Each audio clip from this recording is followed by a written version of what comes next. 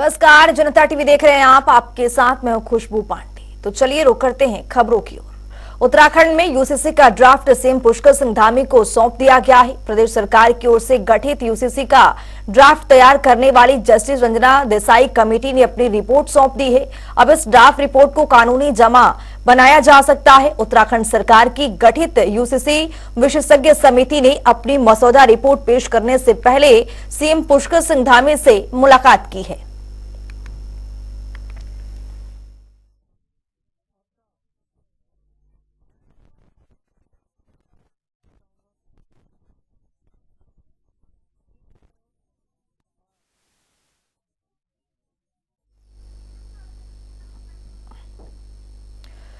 तो 2022 में 5 लोगों की कमेटी गठित की गई थी। यूसीसी ड्राफ्ट को लेकर मुख्यमंत्री पुष्कर सिंह धामी की ओर से कमेटी का गठन किया गया था। रंजना देसाई की अध्यक्षता में यह कमेटी काम कर रही थी, जो आज इस यूसीसी ड्राफ्ट को सौंप दिया गया है मुख्यमंत्री पुष्कर सिंह धामी को आज। और इसको सौंपने से पहले कमेटी ने मुख्यमंत्री पुष्कर सिंह धामी से यहां पर मुलाकात की है। उसके बाद ड्राफ्ट को आज सौंप दिया गया है।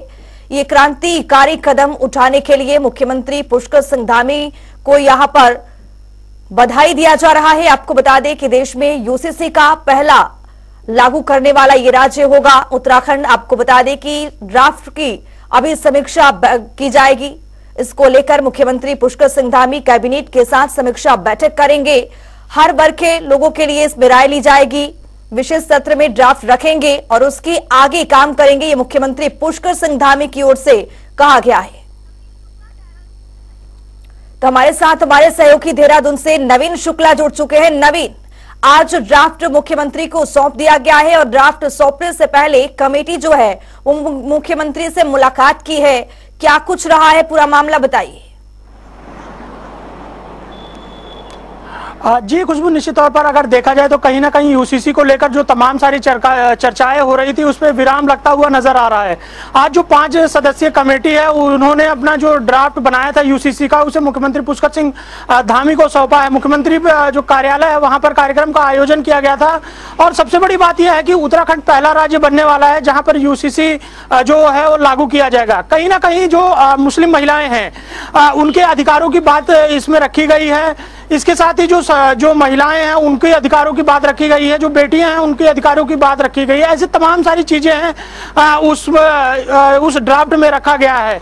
साथ ही सबसे बड़ी बात यह है कि जो लिव इन रिलेशन में जो लोग रहते थे अब उन्हें अनिवार्य रजिस्ट्रेशन करवाना अनिवार्य होगा। तो कहीं ना कहीं एक बड़ी बात जरूर है कि चाहे लिव इन रिलेशन की बात हो या फिर हिंदू मैरिज एक्ट की बात हो तो उन्हें अब रजिस्ट्रेशन भी करवाना होगा। साथ ही जो मुस्लिम समुदाय के लोग हैं, जो मुस्लिम महिलाएं हैं, अगर उनका विवाह होता है तो उनका भी जो है रजिस्ट्रेशन करवाना अनिवार्य होगा। ऐसी तमाम सारी चीजें इसमें रखी गई है। साथ ही जो विशेषकर जो महिलाओं को साधने का जो प्रयास है उसे भी किया गया है। जो महिलाओं के अधिकार हैं, मौलिक अधिकार, उसे करने का काम किया गया है। जो चाहे प्रॉपर्टी की बात की जाए उसमें समान अधिकार की बात इसमें की गई है। और ऐसी तमाम सारी चीजें हैं। इसको लेकर यूसीसी का ड्राफ्ट जो है उसे तैयार किया गया है। करीब जो 10 चैप्टर इसमें जो सूचना आ रही है कि 10 चैप्टर बनाए गए हैं। इसमें तमाम चीजों पर चर्चाएं की गई है। यूसीसी के ड्राफ्ट को लेकर तमाम सारी चीजें करने का काम किया गया था। इसके साथ ही जो आम जनता है, आम पब्लिक है, उनकी भी राय इसमें शामिल की गई है। तो कहीं ना कहीं प्रदेश सरकार पूरी तरीके से यूसीसी को लेकर तैयारी में लगी हुई है। और जी आने वाले जो कैबिनेट की बैठक होनी है उसमें भी इस पर मुहर लग सकती है। तो कहीं ना कहीं एक बड़ी बात जरूर होने वाली है उत्तराखंड के लिए कि जो पहला राज्य होगा जो यूनिफॉर्म सिविल कोड, समान नागरिक संहिता का जो ड्राफ्ट है और जो अधिकार है उसे लागू करेगा। तो कहीं ना कहीं एक बड़ी बात उत्तराखंड के लोगों के लिए भी और प्रदेश सरकार, क्योंकि लोकसभा चुनाव भी है तो इसको देखते हुए इसे जल्द से जल्द लागू करने की कोशिश में है। नवीन, सबसे बड़ा सवाल ये कि मुख्यमंत्री पुष्कर सिंह धामी 3 फरवरी को यानी कल कैबिनेट की बैठक करने वाले हैं और इस कैबिनेट की बैठक में क्या कुछ यहां से निर्णय लिया जाएगा। खबर ये भी सामने आ रही है कि लोगों की यहां पर राय भी ली जाएगी। जी खुशबू, निश्चित तौर पर अगर यूसीसी की बात करें तो तमाम सारी कवायदों जो करने का काम किया गया था उसे पूरा कर लिया गया है। आज जो 5 सदस्यीय कमेटी है उन्होंने अपना ड्राफ्ट जो है वो मुख्यमंत्री पुष्कर सिंह धामी को सौंपा है और कहीं ना कहीं जब आगामी की जो कैबिनेट बैठक होने वाली है उसमें इन तमाम विषयों पर चर्चा होगी।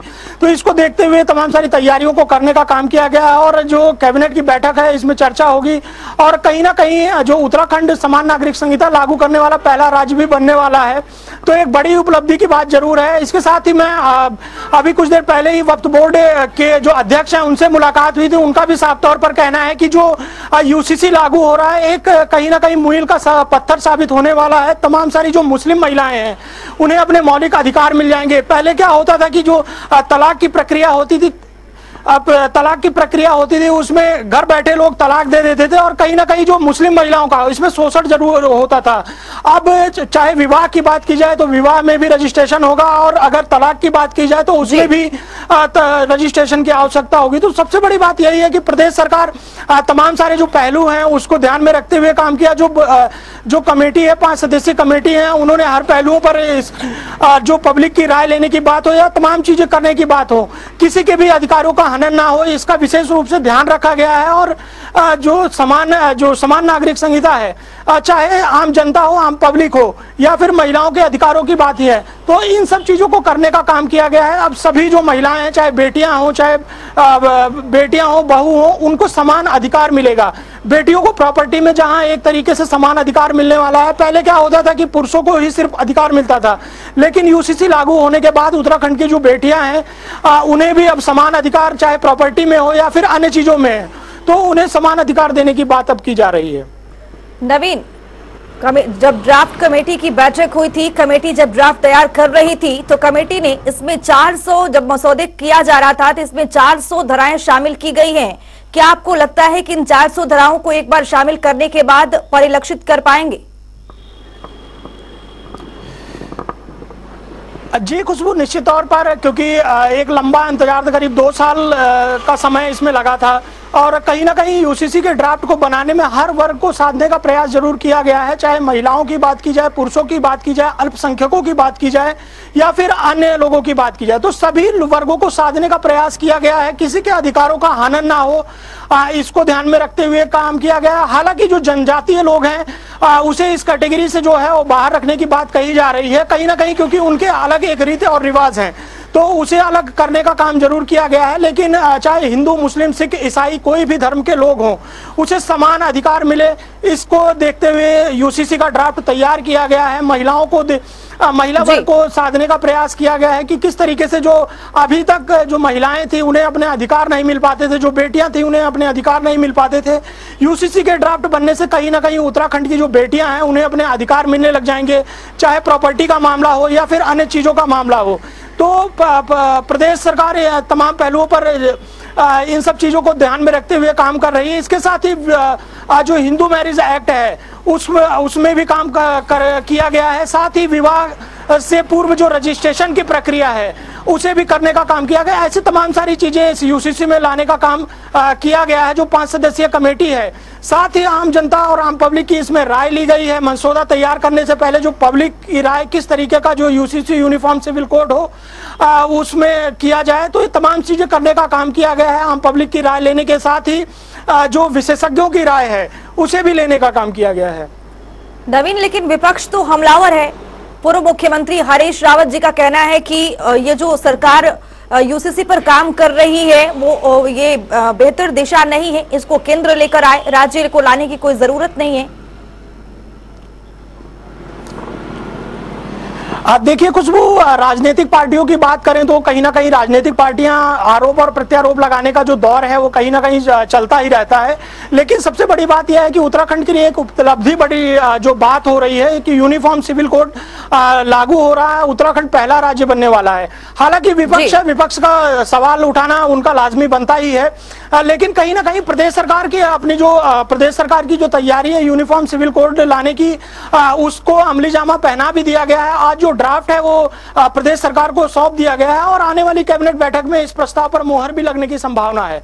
तो कहीं ना कहीं अगर विपक्ष की बात की जाए तो विपक्ष जरूर हमलावर सरकार के ऊपर हो रहा है, लेकिन प्रदेश सरकार का जो तस्वीर है वो पूरी तरीके से अब क्लियर होती हुई नजर आ रही है। एक लंबे अंतराल के बाद यूसीसी के ड्राफ्ट को आज मुख्यमंत्री पुष्कर सिंह धामी को सौंप दिया गया है, जो 5 सदस्यीय कमेटी है, और आने वाले समय में इस पर मोहर भी लगने की संभावना है। लेकिन कहीं ना कहीं विपक्ष का साफ तौर पर कहना है कि केंद्र सरकार लाए।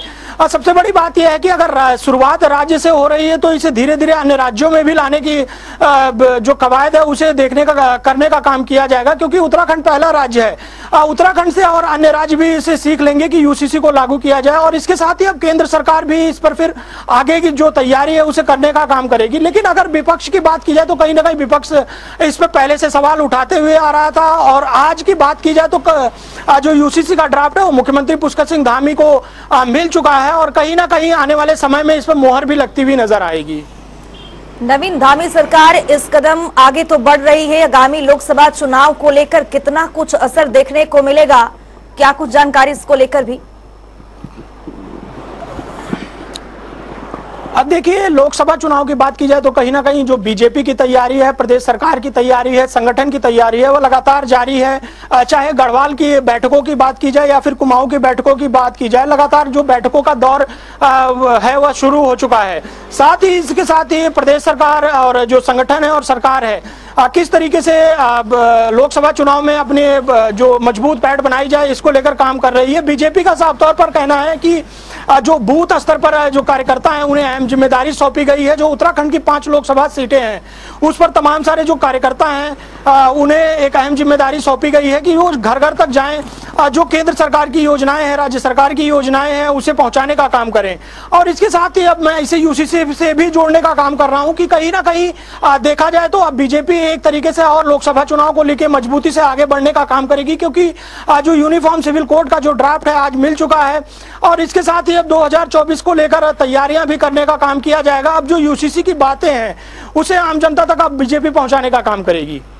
नवीन, मेरा अंतिम सवाल ये कि विधानसभा सत्र का भी आयोजन किया जाएगा 5 फरवरी को, इसको लेकर भी क्या यूसीसी को लेकर उस सत्र में, विशेष सत्र में बातचीत होगी, क्या गठन करने को लेकर पुनर्विचार किया जाएगा? जी, निश्चित तौर पर खुशबू, अगर देखा जाए तो विधानसभा का सत्र जो है आगामी 5 तारीख को शुरू होने वाला है। इसको लेकर तमाम सारी तैयारियां की गई है, आला अधिकारियों को अहम जिम्मेदारी सौंपी गई है।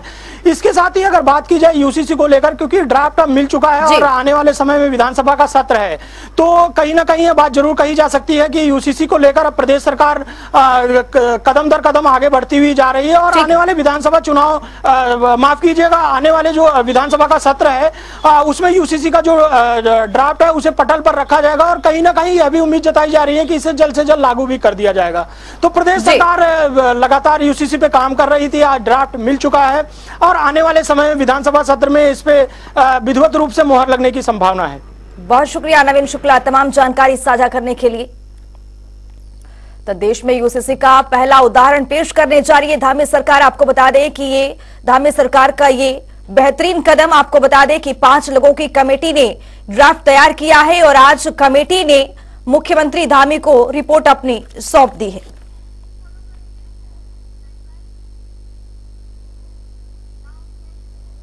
उत्तराखंड में विधानसभा सत्र का 5 फरवरी से शुरू होकर 8 फरवरी तक चलेगा। वहीं उत्तराखंड सरकार की ओर से यूसीसी बिल 6 फरवरी को विधानसभा में पेश किया जाएगा। सत्र से पहले विधानसभा अध्यक्ष रितु खंडूरी भूषण की अध्यक्षता में कार्य मंत्रणा की बैठक में सदन संचालित करने के लिए एजेंडा तय किया जाएगा। इस दौरान सत्र के पहले दिन विधानसभा सदस्य के निधन पर शोक व्यक्त किया जाएगा, जिससे सदन में अन्य विधायी कार्य नहीं होंगे। वहीं कांग्रेस के उप नेता प्रतिपक्ष भुवन कापोड़ी ने कहा है कि विधानसभा संचालन का समय बढ़ाया जाए।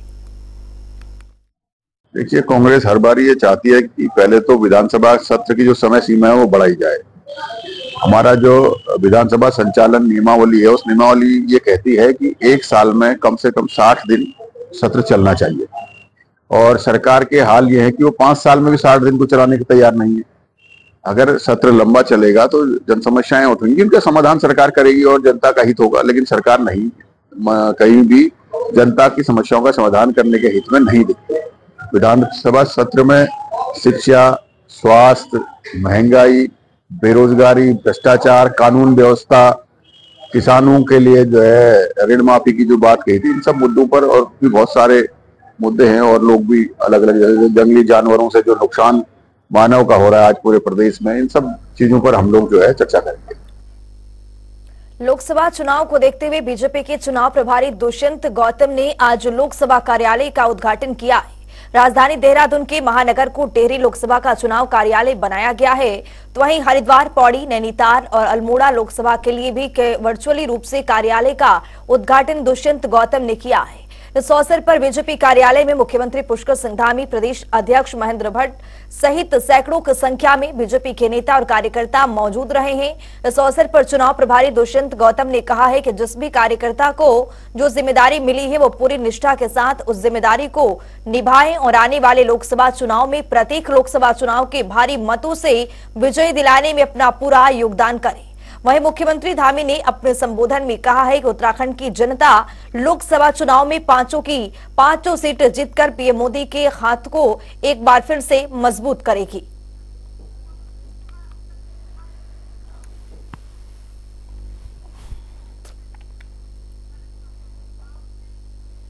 बीजेपी के प्रदेश प्रभारी दुष्यंत गौतम के बयान पर कांग्रेस के प्रदेश अध्यक्ष करण मेहरा चुटकी लेते हुए नजर आए। आपको बता दें कि बीजेपी प्रदेश प्रभारी दुष्यंत गौतम ने टिहरी लोकसभा चुनाव कार्यालय के उद्घाटन में अपने भाषण के दौरान कहा कि इंडिया गठबंधन मोहल्ले के कुत्तों की तरह आपस में भौंकते और लड़ते हैं, लेकिन उनको पकड़ने के लिए जब गाड़ी आती है तो सब उस गाड़ी पर भौंकने का काम करते हैं। वहीं इस बात पर कांग्रेस अध्यक्ष करण मेहरा ने चुटकी लेते हुए कहा है कि दुष्यंत गौतम कौन है मैं नहीं जानता, और जहां से ये बात आई है वे गांधी के हत्यारे नाथूराम गोडसे के चेले हैं। आगे उन्होंने क्या कुछ कहा है, सुनिए। दुष्यंत गौतम कौन है मैं नहीं जानता, क्योंकि इतना जरूर जानता हूं जहां से ये बात आई है वो गांधी के हत्यारे नाथूराम गोडसे के चेले लोग हैं, और उनसे यही उम्मीद की जा सकती है। जो अंग्रेजों के मुखबिर रहे हों, गांधी के हत्यारे रहे हों, वो लोकतंत्र में दूसरी पार्टी पे ऐसी ही टिप्पणी करते हैं। वैसे गौतम जो भी है उसको ये पता होना चाहिए कि कुत्ता वफादार होता है, और वफादारी को जयतंत्र क्या समझे, वफादारी को अंग्रेजों के मुखबिर और गांधी के हत्यारे क्या समझे। क्योंकि अगर सनातन धर्म की बात करते हैं तो शायद महाभारत और पांडवों के बारे में सुना होगा। पांडवों को भी स्वर्ग की सीढ़ी तक पहुंचाने वाला कुत्ता ही था। ये गौतम को याद रखना चाहिए। उदाहरण थोड़ा अजीब सा लगेगा, लेकिन भाव अगर समझेंगे तो उसने उनको समझाया कि ये गठबंधन जो है, जैसे मोहल्ले के अंदर सारे के सारे जो डॉग्स होते हैं आपस में भौंकते रहते हैं, शोर मचाते रहते हैं, लड़ते रहते हैं, लेकिन जब उनको पकड़ने वाली गाड़ी आती है तो सब मिलकर उस गाड़ी वाले पे भेजने का काम। उत्तराखंड की धामी सरकार महिलाओं को प्रोत्साहित और आत्मनिर्भर बनाने के लिए कई योजनाएं चला रही है, लेकिन इस बार मुख्यमंत्री पुष्कर सिंह धामी ने यूसीसी लागू करने से पहले राज्य में पहली महिला मुख्य सचिव की जिम्मेदारी आईएएस राधा रतौड़ी को सौंपते हुए देवभूमि से मातृशक्ति सम्मान का एक बड़ा संदेश दिया है।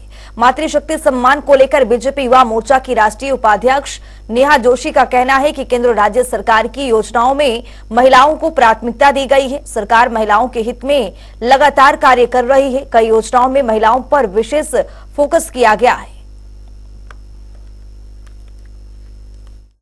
आप देखिए, अगर पिछले 10 साल में आप केंद्र की कोई भी योजना उठाएं या पिछले 7 साल में हमारी भारतीय जनता पार्टी की धामी सरकार जो यहाँ पर चल रही है उनकी कोई भी योजना उठाएं, आप उनके केंद्र में महिलाओं को पाएंगे। महिलाओं को प्राथमिकता दी गई हर योजना में, चाहे उज्ज्वला योजना हो, चाहे यहाँ पर 33% आरक्षण जो धामी जी हमारी प्रदेश की बेटियों के लिए लेकर आए हैं, हर जगह उन्होंने महिलाओं की लड़ाई लड़ी है। और यही कारण है कि आज जब जगह जगह ये कौथिग आयोजित हो रहे हैं तो अभूतपूर्व जो एक समर्थन महिलाओं का मिल रहा है। मुझे नहीं लगता देश में किसी भी मुख्यमंत्री ने इस तरीके का समर्थन, इस तरीके का प्यार और आशीर्वाद महिलाओं का अर्जित किया है जितना धामी जी ने इतने कम समय में कमाया है। ये उनकी ताकत है, उनकी शक्ति, इसी से शायद उनको ऊर्जा मिल रही है।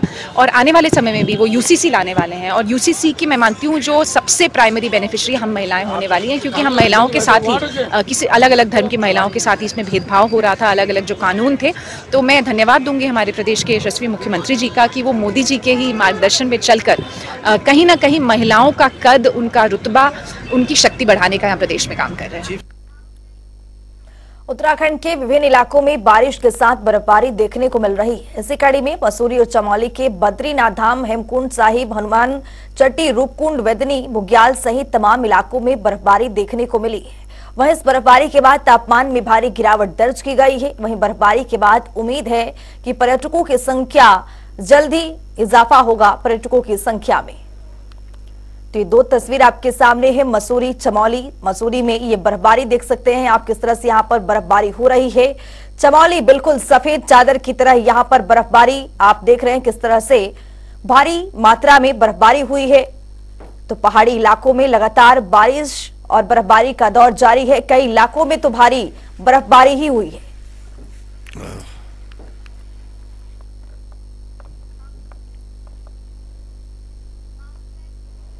रामनगर के प्रसिद्ध गर्जिया देवी मंदिर के टीले की सुरक्षा का काम जल्द शुरू होने की उम्मीद है। बता दें कि बीते दिनों गर्जिया देवी मंदिर के कार्य को लेकर मंदिर के पुजारियों ने मुख्यमंत्री धामी से मुलाकात की थी, जिसके बाद मुख्यमंत्री ने निर्माण कार्य जल्द ही शुरू कराने का आश्वासन भी दिया था।